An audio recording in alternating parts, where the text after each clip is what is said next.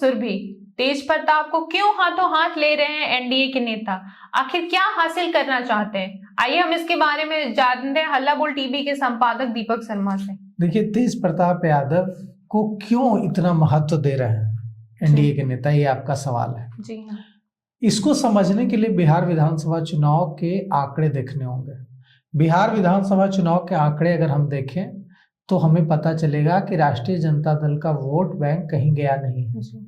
पिछले चुनाव की तुलना में राष्ट्रीय जनता दल का वोट बैंक ज्यों का त्यों है। ऐसा नहीं है कि उसका वोट बैंक कम हो गया है।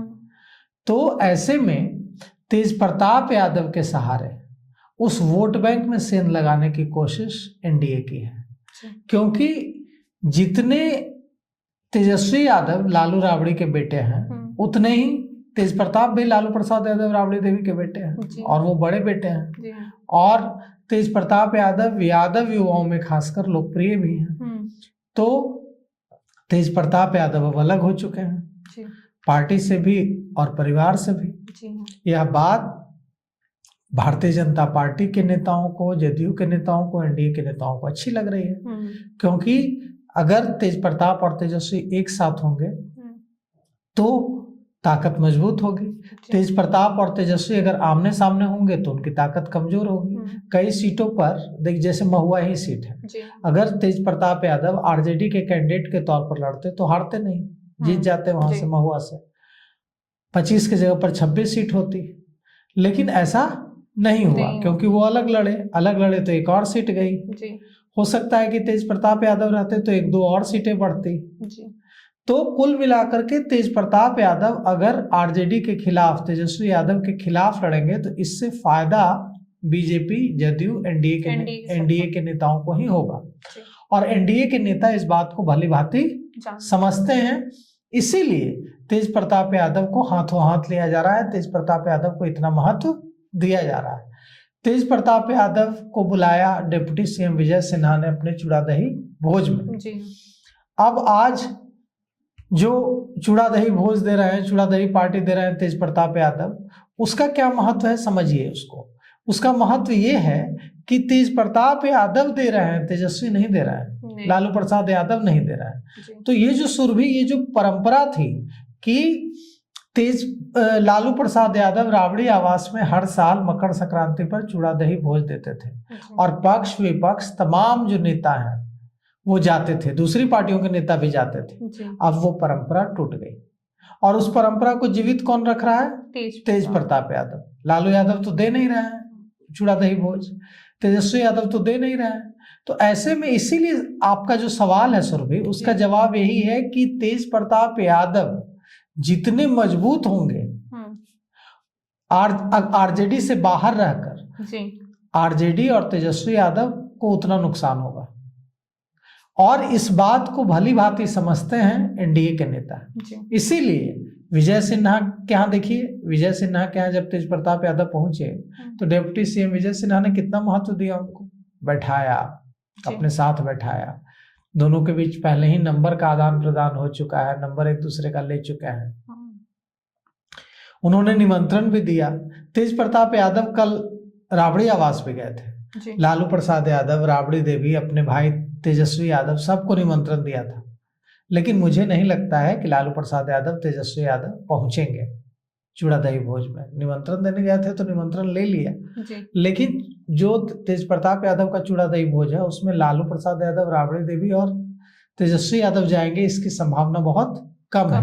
मुख्यमंत्री नीतीश कुमार भी जाएंगे, इसकी संभावना कम है। लेकिन कई नेता पहुंचे हैं। आनंद मोहन के बेटे जो हैं चेतन आनंद, विधायक चेतन आनंद, नवीनगर से जो जीते हैं इस बार, पहले पिछली बार शिवहर से जीते थे, वो पहुंचे, चेतन आनंद पहुंचे और दूसरे नेता भी पहुंचेंगे। हो सकता है डिप्टी सीएम विजय सिन्हा भी पहुंचे, क्योंकि डिप्टी सीएम विजय सिन्हा के घर गए थे तेज प्रताप, तो न्योता को लौटाने की बारी है, तो हो सकता है विजय सिन्हा भी पहुंचे। लेकिन मुख्यमंत्री नीतीश कुमार जाएंगे, इसकी संभावना कम है। मुख्यमंत्री नीतीश कुमार आज रत्नेश सदा के यहाँ पहुंचे। रत्नेश सदा ने भावुक होते हुए कहा भी कि उनका टिकट काटने की कोशिश की जा रही थी, लेकिन मुख्यमंत्री नीतीश कुमार ने उन्हें बुलाकर टिकट दिया और उनका सम्मान बचाया। और मुख्यमंत्री नीतीश कुमार पहुंचे आज रत्नेश सदा के यहाँ चूड़ा दही भोज हाँ। में। तो कुल मिलाकर के चूड़ा दही भोज नहीं है आज, ये सियासत है जी। और सियासत चलती रहेगी। और सियासत में जो दुश्मन होता है उसका जो दुश्मन होता है वो अपने आप दोस्त हो जाता है। तो तेजस्वी यादव और तेज प्रताप यादव अगर एक साथ होंगे तो उनकी मजबूती बढ़ेगी। तेजस्वी और तेज प्रताप यादव अगर अलग अलग होंगे तो इससे वे कमजोर होंगे। और एनडीए चाहता है कि राजद कमजोर हो, और राजद के कमजोर होने में तेज प्रताप यादव भूमिका निभाएंगे। तेज प्रताप यादव मजबूत होंगे, तेज प्रताप यादव की पार्टी मजबूत होगी, तेज प्रताप यादव के साथ ज्यादा लोग जुड़ेंगे तो राष्ट्रीय जनता दल कमजोर होगा। तो कुल मिलाकर के इसीलिए तेज प्रताप यादव एनडीए के नेताओं को इतने भा रहे हैं। आप देखिए कि एनडीए के नेता लगातार तेज प्रताप यादव की तारीफ कर रहे हैं। तेज प्रताप यादव ने भी एनडीए सरकार को नैतिक समर्थन देने का ऐलान कर दिया है। तो कुल मिलाकर के राजद का जो वोट बैंक है, जो इस चुनाव में भी राजद इतनी बुरी हार हुई है राष्ट्रीय जनता दल की, 25 सीटों पर सिमट गई पूरी पार्टी, लेकिन इसके बावजूद भी वोट बैंक के हिसाब से देखें तो राजद का वोट बैंक राजद के साथ खड़ा रहा कमोबेश, उसमें कमी नहीं आई है। 2020 के मुकाबले अगर देखें तो वोट बैंक में कमी नहीं आई है।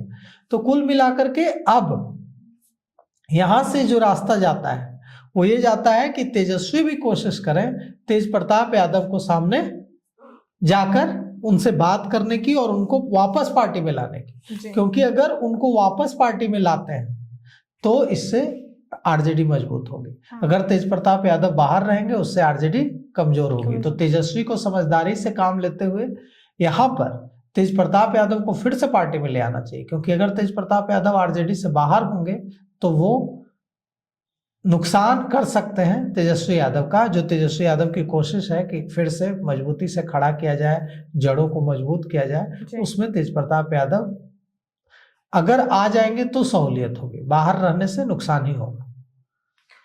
तेज प्रताप के आवास पे आज मकर संक्रांति के शुभ अवसर पे दही चूड़ा का आयोजन है।